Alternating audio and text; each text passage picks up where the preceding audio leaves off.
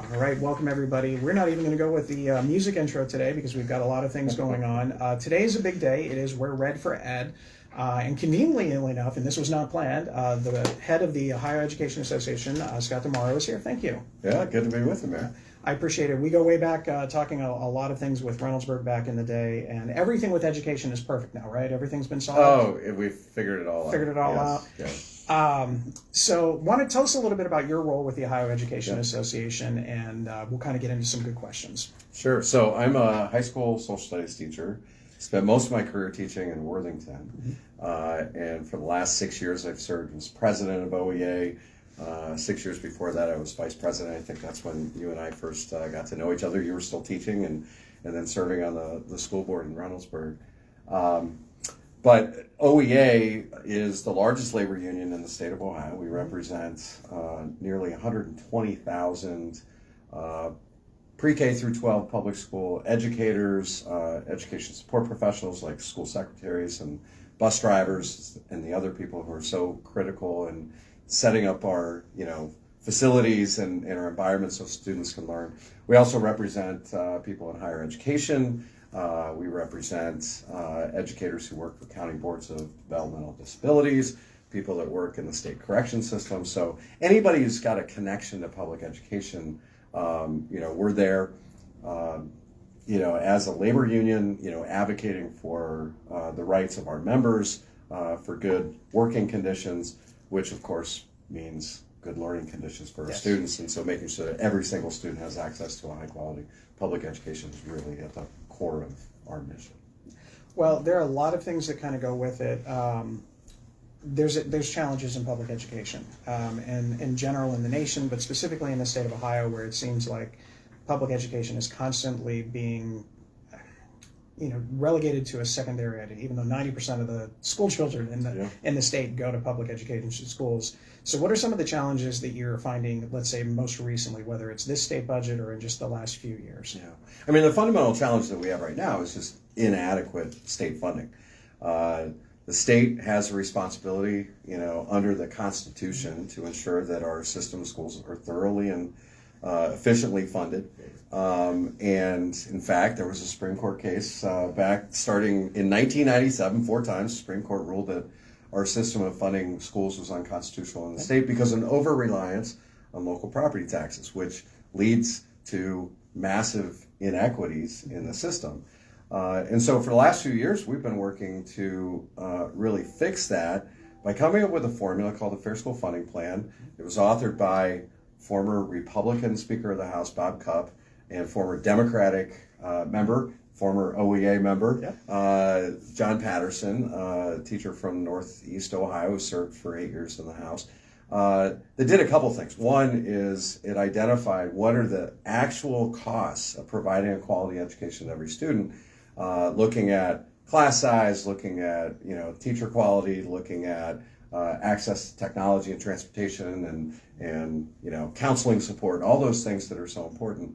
But then also coming up with a fair way of distributing state aid so that local communities that have the ability to pay more, not just measured by property wealth, but also by the income level of the community, would get the support that they need. And so the problem that we see in this current budget, one, legislators aren't prioritizing public education overall. The governor's budget actually cuts K-12 public education funding by over $100 million, even though funding for private school vouchers and charter schools goes up by $500 million. I'll come back to that piece in a minute. But part of what happens, and people know how the last couple of years we've seen this spike in property values. It makes this, in the state's formula, it makes it look like districts have more money than they really do, because it doesn't take into account whether or not you're able to pass a levy. But what they haven't done is they haven't updated the cost components. So, we know that the cost of groceries, the cost of heating our homes, utilities, all those things have gone up over the last few years. The state's not acknowledging that school districts have had to incur those cost increases as well. So we see this very out of balance budget right now. We're advocating in the State House to try to fix it and make sure that they're dedicating the resources that are really necessary to get the job done right. Yeah, and it's frustrating. So, you mentioned vouchers, and that is definitely the hot topic. It's not only the hot topic in Ohio. I've followed a lot of things going on in Texas because Texas seems to have figured out a way to combat some of these voucher issues that the Texas State House is doing as opposed to what Ohio is doing. And there are a lot of concerns about who gets the vouchers, how much is the voucher worth, and then the reality is for a lot of students in Ohio, and I don't have the specific numbers, and I'm betting you probably have a better idea than I do, how many people that are eligible for the vouchers already had their kids in private school in the first place? Almost all of them. And so this isn't about providing an opportunity as advertised to get kids that are in struggling school districts into a different school. This is literally giving people who already have their kids in private education, which is fine, that's their choice, but giving them additional resources at the expense of their own public schools. Completely. So the voucher program in Ohio goes back to the mid-1990s, and it was originally sold as a way to help students, particularly in struggling areas, have opportunities, choices, and so forth. We've always had philosophical problems with the voucher plan, but at least you kind of understood the thinking behind it, that it was supposed to lift up and provide opportunities for more kids. As it's expanded over the years, and especially in the last state budget 2 years ago, what legislators did is they took off any remaining requirements that people getting vouchers had to be below a certain income level. Yes. The effect of that is that we saw vouchers last year approach $1 billion in state funding, which was about double what it had been prior to that. And all that happened without any measurable change in enrollment in private schools or enrollment in public schools, demonstrating, to your point, that almost all of that money went to kids who had always gone to private schools. And really, it's not even just a handout to those families, it's a handout to the private schools. Yes. Religious schools especially, free government money, basically to subsidize their operations. I was talking to somebody recently who happens to be on the board of trustees of a Catholic high school in another part of the state, and he said, the way we approach it, we've got this windfall of money, and so if the voucher's worth $8,000, we increase tuition by $4,000, and then people get a $4,000 break from the state, but the private school is collecting $4,000 more. All of this happening despite the fact that nearly 90% of all kids attend public schools. And interestingly, as we're looking at the budget, one of the areas of funding that's especially at risk, not just in terms of underfunding at the state level, but we're concerned about federal cuts to special education. 95% of all students with disabilities attend public schools. And so there is a huge injustice in all this. I just pulled the numbers. Our friends at Policy Matters Ohio have done some really good research, and most of the city of Reynoldsburg is in the 5th House District. Yes. Representative Lawson Rowe, who's a great champion for public education. But in this House District, there are a total of 4 schools, private schools that accept vouchers. They serve 1,600 students. There are 29 public schools, not just in Reynoldsburg City, but elsewhere in House District 5, that are attended by nearly 20,000 students. So to kind of get an understanding of just how you're shifting resources away from the vast majority of kids to benefit a very small number of people. And we also see new evidence that, in fact, I think it was just reported this past week, 35,000 students receiving vouchers are in the highest income bracket in the state. So there's obviously anybody who's watched the show for a time, they know my feelings on school funding and education and things like that. We know that school funding is not equal. I've looked, I spoke with Representative Patterson at the time, and he and I went through a lot of the numbers when I was on the school board, and it gave me hope that it was actually a legitimate, realistic approach to how to fund schools. And then, there were some differences about, how quickly do you remove funding from some districts that have been getting things, the overage and the cap funding versus some of the districts that are there. But now what we're seeing with the governor's cuts, which in my opinion, and I really hope I'm wrong, but I don't think I'm going to be, the governor's cuts are probably going to be better off than what the House is going to ultimately do. I'm very much hoping that you're wrong. And what I'm hearing from legislators, in fact, we had over 100 OEA members who were here in Columbus today and are, as we speak, are meeting with their state representatives and state senators and demanding that our public schools are fully and fairly funded. We're hearing from friends in the House that they think they're going to be able to get some more money into the budget for education. The problem is it going to be enough? Is it going to fully recognize those inflationary costs that school districts are facing? I think there's still going to be a gap. It was interesting looking at the numbers.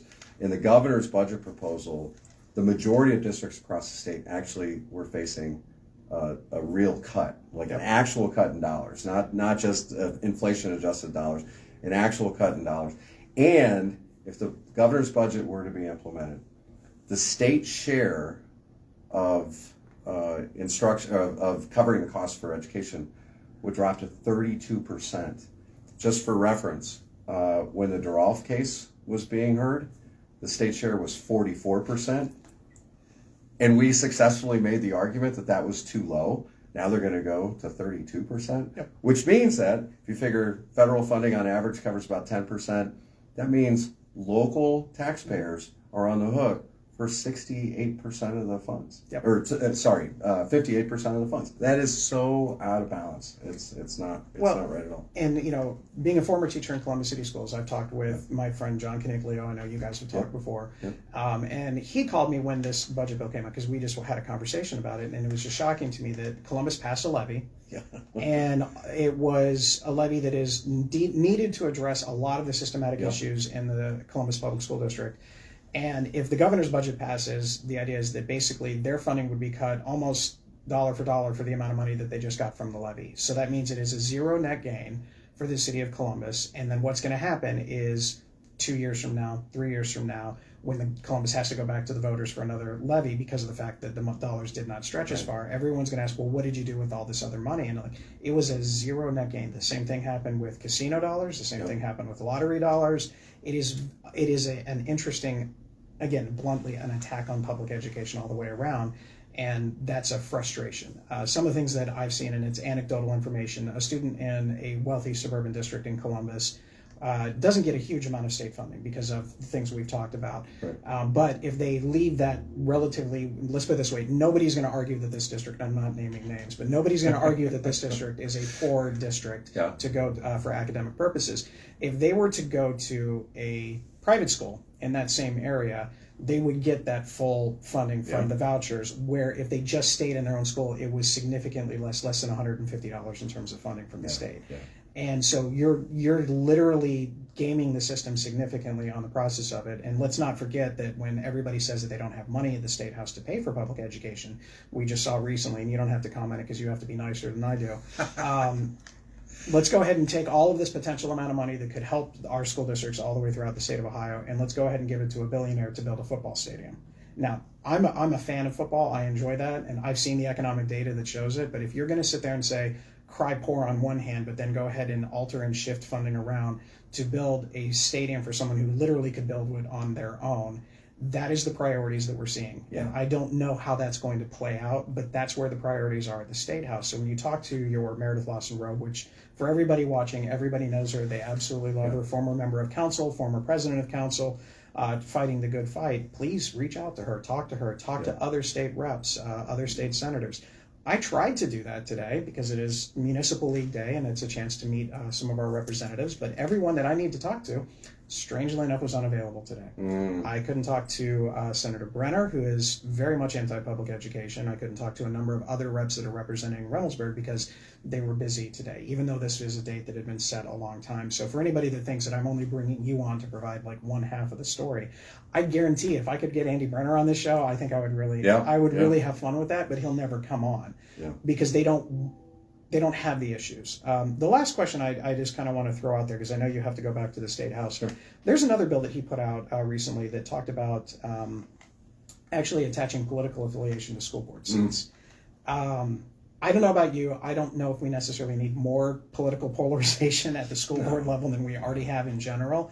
I don't necessarily think that this is a benefit. Does OEA, have they had any thoughts on that? Yeah, we're strongly opposed to the bill. I mean, when I talk to teachers and other members from around the state, one of the things that drives people nuts more than anything else is politicians making decisions about education without having any clue of what actually happens in our classrooms.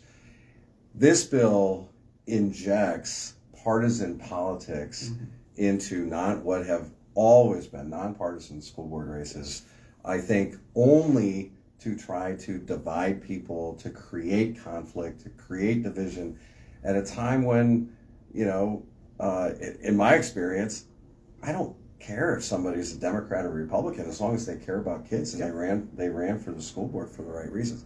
But by adding this whole thing where you've got to identify as a D or an R, for one, as a practical matter, it shuts out anybody who considers himself an independent for all practical purposes. But it really does inject partisan politics in a way that is not going to serve the needs of kids. So I think when the Reynoldsburg City School Board, when I was on, at one of its best instances, is we did have a representative. We had Democrats, we had independents, and we had a Republican on the board. But all of us believed in public education, and all of us worked to find ways to better public education. This tends to be a step backwards, in my opinion. You and I could probably talk for another 6 hours on this topic, we could. but I know you've got other things to go to. But I do appreciate it. Hopefully, we'll have you back on in the not too distant future. Yeah, it's great being with you. Thank you very much. Right. I appreciate it. Thank you. All right, everybody. We do have another wonderful guest coming up today, so you're free. You can go ahead. Okay. Yep. We don't get to commercial breaks like some of the other shows we're used to. Yeah, no transition with that one. Okay. Now I would like to welcome a friend of mine from a long time. Come on in, Natalie. Natalie Morrison, who is, and I'll let her introduce her specific thing, but this is National Women's History Month, and I do want to recognize some of the accomplishments and achievements of women. And I will tell you that from ever since I've lived in Reynoldsburg, the one realtor's name that continues to always pop up has been yours. And so you're very familiar with the area. You and I sat down not too long ago and had a conversation about, I guess I kind of phrase it, okay, what are the people really saying about Reynoldsburg? Because we hear in Reynoldsburg, there's a lot of concerns, questions, and things like that about what actually is going on in the city of Reynoldsburg. And I don't know necessarily that they're always accurate. So I wanted to ask you, because when you're here, you're hearing those types of things. So what are you hearing just in general about the housing market in Central Ohio in general? I've heard there's issues, as well as anything specific to Reynoldsburg. Sure. Well, thank you for having me on. I did bring some facts because there's all types of statistics out there, and they change every month with what's happening and depending on what city you're looking at, or Central Ohio, or nationally. It could change. So at the beginning of 2025, we did have a decrease of 3% in sales compared to year over year. But overall, our listings have increased to 7.4%, which is good because we've been really low on inventory. And that's why the prices have gone up the way that they have. But overall, in Reynoldsburg and Central Ohio, compared to nationally, we're doing much better. Places like Florida, I mean, they're 20% price decreasing. Yeah. We're only going to see around a 3% price reduction, but that's actually more because sellers are listing their homes at the wrong price. They're starting still where they think they can go $5,000 or $10,000. But everybody's house is the best house ever, and it should be worth that much more. I'm sure you've never had those conversations. Never. Never.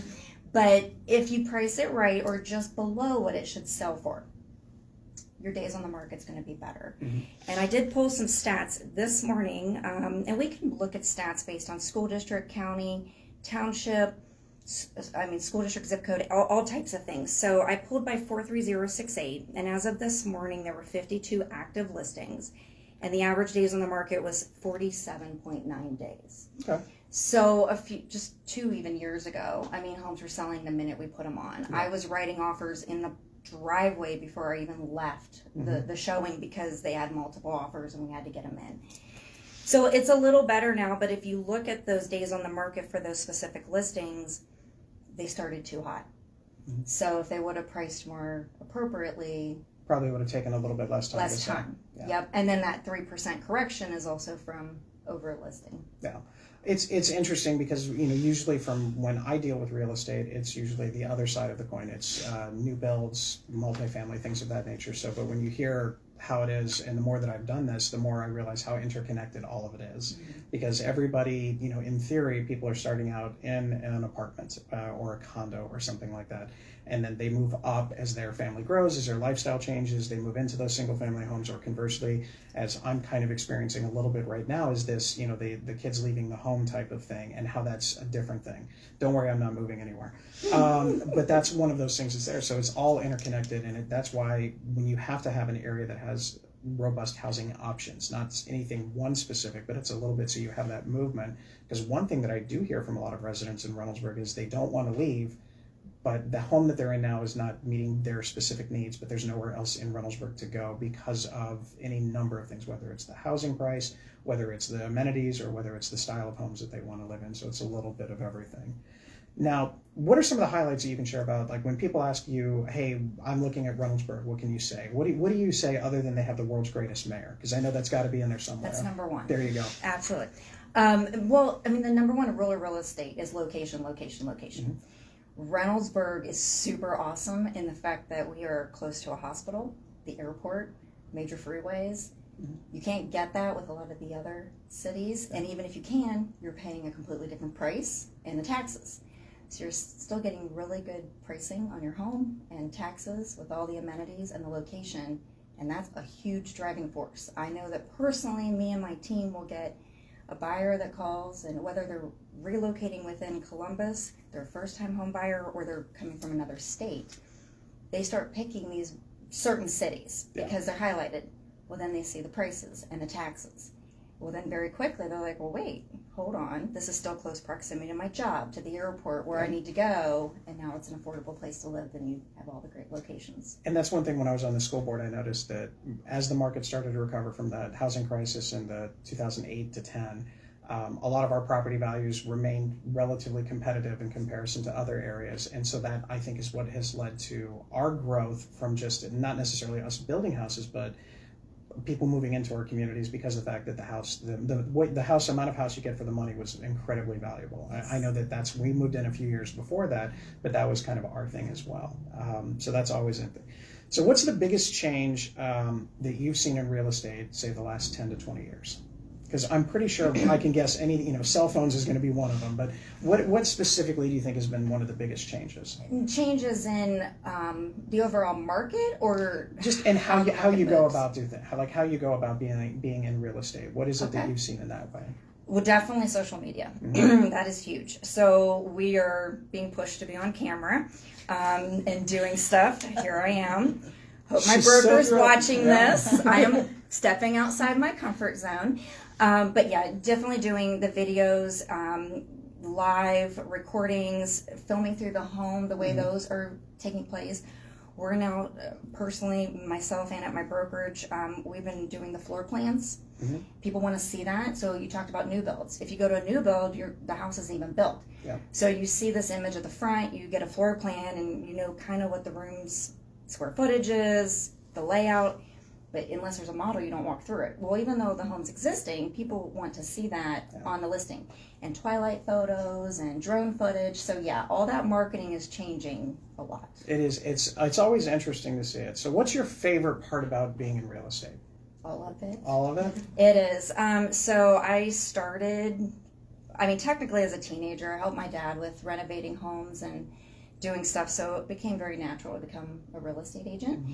But working with first-time home buyers that have no clue what they're doing and going through that process. And then, as you mentioned, like the empty nesters, whether you are or not downsizing or going to a different location, that process, sitting down with them and hearing them tell their story of raising their kids and the grandkids the last 20, 30 years.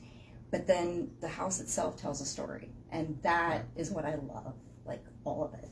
It's pretty cool. It's always good. Now you're also involved in other things. Yes. This is kind of our not a wrap-up question, but you're involved in the Reynoldsburg Visitors Bureau.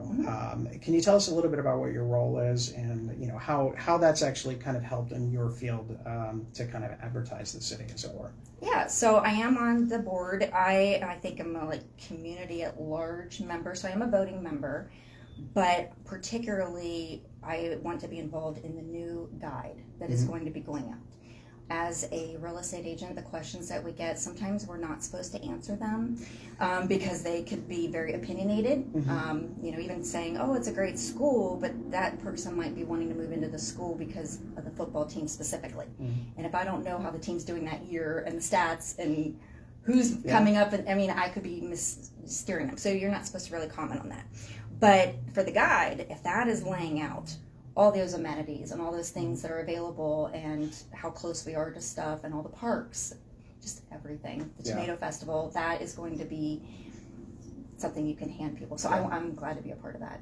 Well, I know in a couple of times when I've met with local realtor groups, I can't remember one of them, but one of the questions that had come up is, that I asked actually, because they said, well, what can we do to help you and all of this? And one of the questions I asked, and I asked you about it, it's like when you hear things that are, I don't want to call it negative, but things that people have questions about with the city, how you deal with those types of things, because a lot of times the reality is not exactly what reputation is. And every city has issues. It just depends on what particular part of the city and all of that. And that's something that, for a realtor, you've got to kind of balance that thing, because obviously you want to be able to move this, move the market and find somebody the home or sell the home or something like that.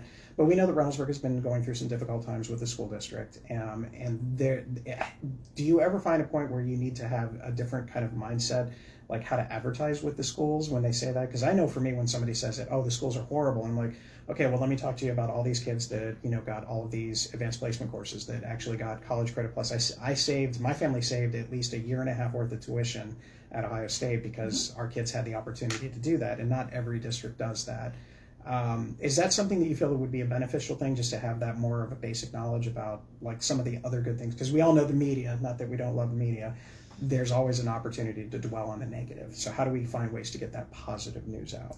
Well, my story might be similar to yours in what you just said, that I have a daughter that graduated class of 2020 and went K through 12 through Reynoldsburg. She had a year and a half of college credits through CCP. We saved also, so she got her 4-year degree at Bowling Green in 3 years and got her master's in 1 and had immediate job placement and is being recruited all over right now. So that's all from Reynoldsburg. Yes, it is. Absolutely. So those are the good things with it. Well, I appreciate it. Thank you very much for coming on. You did fabulous. Thank you. Real estate has always been good. My only background, I have no background in actual real estate, but my family moved around a lot when I was growing up, to the point where I could name off probably about, I think we moved in 7 or 8 states. And we moved probably once every 16 months or so. My record was 3 high schools in 2 years. That was fun. So that's why, so when people come in and they talk about it, I did pick up things when we would go about, location and, hey, this house is right next to a creek. Let's go there. No, that's not a good thing. Those types of things. So I appreciate it. It is definitely an art and a science with it, and you do a great job because obviously you've been very successful. So thank you. Thank you I very appreciate much. it. Thanks Good again to for see coming. you. Good to see you Yes. too. All right, ladies and gentlemen, 2 amazing guests with all sorts of cool information, anything from school funding, because you know how much I love that, all the way to the real estate market and how that impacts everything. Any questions or comments so far? Nope. All right. So we do have a couple of cool things coming up. One, we had the board member office hours, Neil Whitman, every Friday from 3 to 4 at the Graham Road Welcome Center. This weekend, Friday at 7 p.m. and Saturday at 2 and 7 p.m. is the Little Shop of Horrors at the Livingston campus. So go ahead and, I'm not going to do the Feed Me Seymour thing because I was really tempted to do it. But go ahead and check that out. And then as always, as we mentioned before, the Reynoldsburg Education Foundation has their Purse Bingo on April 12th. Tickets are $40. You get brunch, 10 bingo cards, and 2 mimosas. Next topic is chickens. Yay, chickens. All right, so let's talk about the process. So the last couple of weeks, really the last month or two, we've had a resident that has asked questions about our chicken policy. So the chicken policy has been established by City Council, and I think the last time that there was a real robust discussion about it was in 2020. maybe a little bit into 2021, and it was determined at that time that domesticated or chickens in a suburban area are not necessarily the direction the council wanted to go. There were some obstacles at the time. There was no process by which we could have an equivalent to an animal control to deal with any issues with chickens, and then all of the other stuff. So they decided to go ahead and not move on that particular topic. So on April 14th, we're going to have a work session. This is just a work session. There's no legislation. There's nothing's going to be voted on. This is just an opportunity for members of the community to come out and say whether they are pro-chicken or anti-chicken in the neighborhoods. Anybody can have their opinion, but what we're trying to do by broadcasting this and announcing this is a lot of times when I hear people complain about things that the cities do or don't do, one of the things is why didn't they tell us this before? Why weren't we told? Why weren't we notified? Well, this is your chance. This is your chance to make your voice heard. Council's going to make this call. They have the determination on whether or not they're going to allow chickens and what quantities and what restrictions or requirements. And then it's up to me to kind of figure out all that part of the process. So that's my role in it.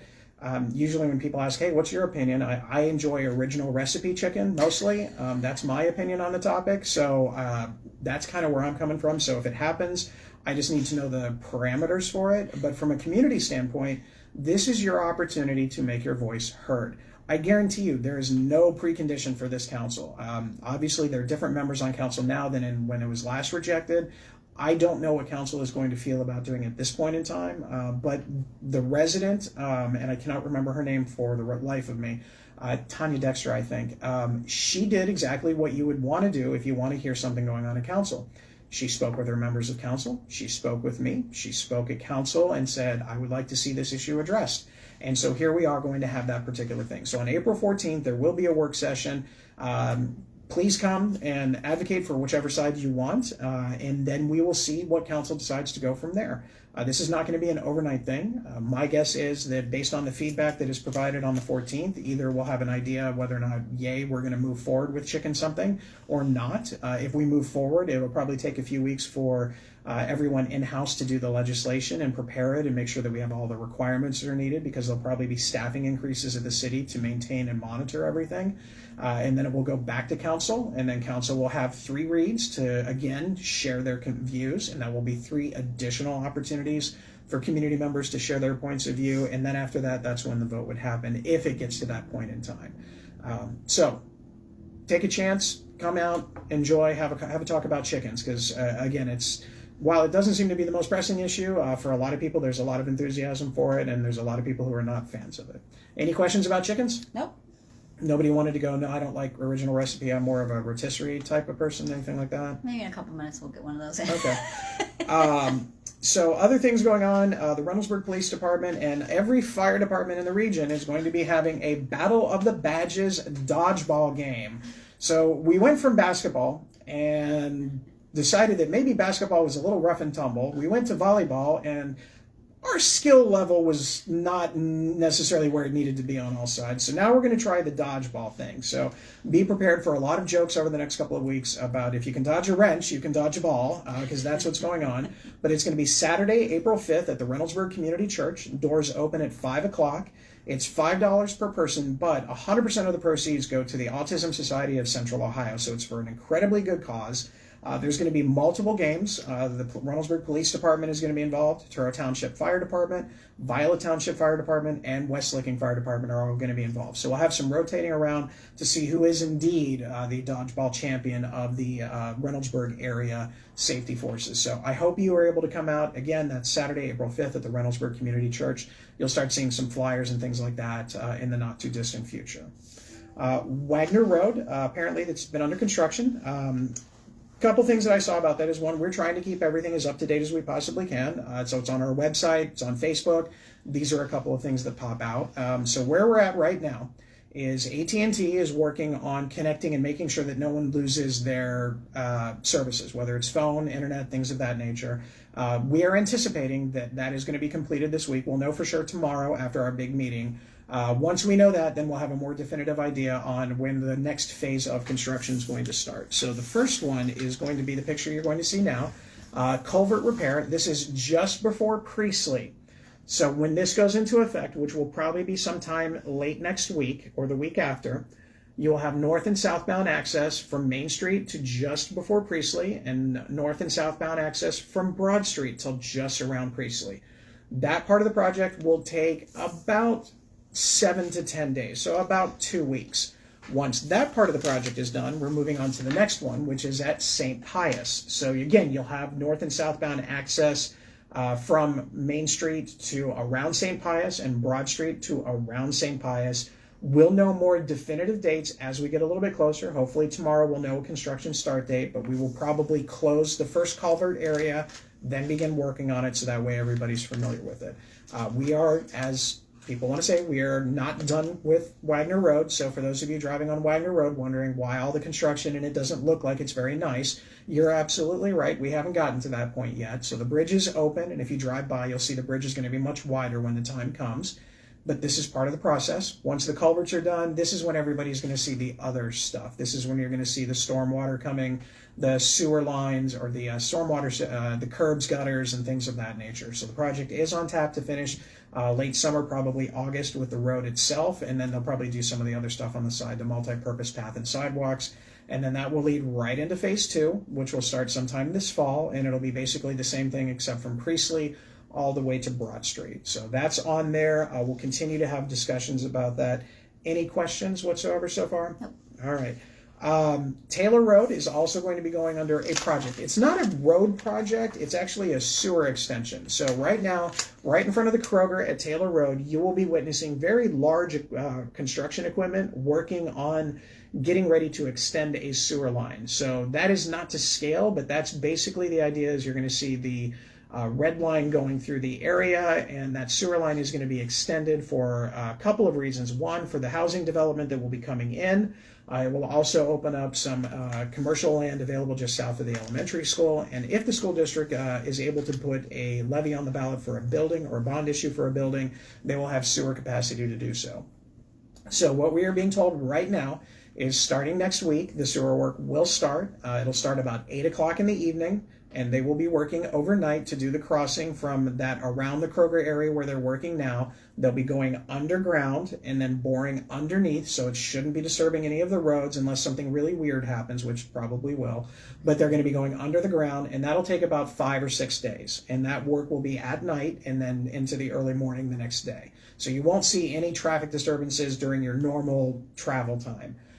After that, the work is going to kind of follow along on Taylor Road heading north. And because it's 3 lanes, 1 lane will be where they're going to keep a lot of their construction equipment and materials, and then the other 2 lanes will be open in either direction. If they need to alter their trajectory of some of the equipment or something like that, there'll be a flagger out there that'll slow things down and move it. But that work will begin the following week. So that is Taylor Road to increase the sewer capacity out in that particular area. So keep in mind, we'll have some other pictures of that in the not too distant future. But that's our roads update for right now. Any questions? All right. Community Cleanup Day is April 26th from 9 to 12. All the usual things are going to be around, including hazardous materials, but those will not be on site here at City Hall. That'll be in the Spangler Park, so you'll take a look at those. But bulk pickup, bicycle donations, flag disposal, pill disposal, electronics. We are covering the cost for electronics. So when you bring your electronics in, we'll go ahead and take care of that. So just drop them off, and we'll have it all set up. We're working on the maps now, but it'll be very similar to what we've done. And, of course, paper shredding as well. So that is on the 26th. We also have this weekend is a fun thing. Friends of Pine Quarry Park are starting off their spring walk. So this Saturday at 9 a.m., the Friends of Pine Quarry are going to do a little walk around and enjoy that area. So if you want to take a walk this Saturday morning, go ahead and join them. We have the Adult Cornhole League starting May 6th through the 24th at Eastside Brewery. Teams are 5 members, and 2 players can play each week, and it's $40 to register. The Easter Bunny Breakfast is still going on. I'm not sure how many spots are left, but I'll check on that one. But we have eggs, sausage, pancakes, fruits, crafts, games, and I've heard the bunny itself will be here. So we've got that. Civic Park Volunteer Cleanup Day with the Franklin County Soil and Water District is going to be on Saturday, April 5th from 10 to 12. So it's an opportunity to go out and help clear out things that they point to clear out. I've heard honeysuckle is one of them. I know there's other stuff, but honeysuckle is the only thing that I can remember. We also have our Arbor Day coloring contest. So you can go on to our website and print out a page for this, and second graders in Reynoldsburg with the most creative and beautiful example of that picture can get recognized for their contributions for Arbor Day. So check that out. Deadline is April 3rd, so you still have a little bit of time. As you know, pickleball is going to be coming to Reynoldsburg, but if you want to get a head start on all that stuff, you have an introductory lessons for 4 weeks. There's some during the day and some during the evening. So April 28th to May 19th from 1 to 3 p.m. during the day, or starting on Wednesday, April 30th from the 21st from 6 to 8 p.m. is introductory pickleball. The leagues will start around the same time, but it's going to be assigned by skill level. So make sure you actually know what skill level you are and not try to hustle people that have never played pickleball before. Any questions? No. Okay. Other updates, we have the Minority Female and Veteran Grant is live. So if you have not had a chance to participate in that and you want to fill out an application, please do so. The deadline is the end of the month, and it's a hard deadline, so make sure you get all that information in. If you have questions, feel free and call us here in the city, and we'll help walk you through some of that. We also have the big grand opening for Brewster's Ice Cream. As far as I know, it's still on. I've not been told that it's not. I saw people out there yesterday. I think they were working on some mechanical stuff. So the official ribbon cutting is going to be 2 o'clock for the ribbon cutting, and then there'll be some guest scoopers and some other stuff. And now that the weather's getting warmer, I think it's even more fun to be out there. On the ballot this May, will probably be the only thing on the ballot this May for Reynoldsburg, is the Ohio Public Works Commission. So a lot of the road work that municipalities do throughout the state of Ohio is funded through a grant program throughout the Ohio Public Works. The money is actually allocated and bonded out at the state level, and then the state pays for it. So this does not raise your taxes, but what it does allow for is competitive grants for municipalities to do very large projects. So for us, Main Street, Wagner Road, Summit Road are all projects that we have worked on that we've gotten OPWC grants, so it's a lot of fun with that. So please, I encourage you to learn more about it and support it if you can. Saturday, March 29th is the Reynoldsburg Community Association Spaghetti Dinner from 5 to 8 p.m. at Messiah Lutheran, and we've heard about that, so it's going to be a lot of fun. And we are going to go ahead and do a town hall, and the reason why, and it just kind of helps, is so this was what was sent to me earlier. So today is the Ohio Municipal League Lobby Day. This is where people from all the municipalities in the state of Ohio are supposed to have the opportunity to go and meet with their state representatives and state senators and share their concerns, wishes, desires, fears, whatever it may be, with those that represent us at the state level. I would have gone this morning, but the state senators that represent Reynoldsburg were unavailable, and all the other state representatives also that I wanted to talk to today were not available. It's not just me, at least I think, but I think there were other commitments throughout. But there's this thing that you need to be able to ask your elected officials about certain things. So if I'm going to wish that our state representatives and senators at the state and federal level would do this, then I also want to make this opportunity open for you as well. So we're going to talk about pretty much anything and everything. I don't have a specific agenda. There's not like a big topic that's dominating everything like we've had, like in the past, we've had a flooding town hall or something like that. So I'm sure I will talk about development and the process, how that works, because not everybody understands that the city does not have near the kind of control and influence that most people feel that they have when it comes to development. We'll also talk about street projects and how various current reconstruction programs like Wagner Road are going and what's to look forward in the future, as well as other traffic topics like our blitz days and things of that nature. And then the rest of it is kind of a potpourri. Whatever it is that you want to ask, I'll be there to answer questions. I will extend the invitation to our state representatives and state senators to see if they would like to join.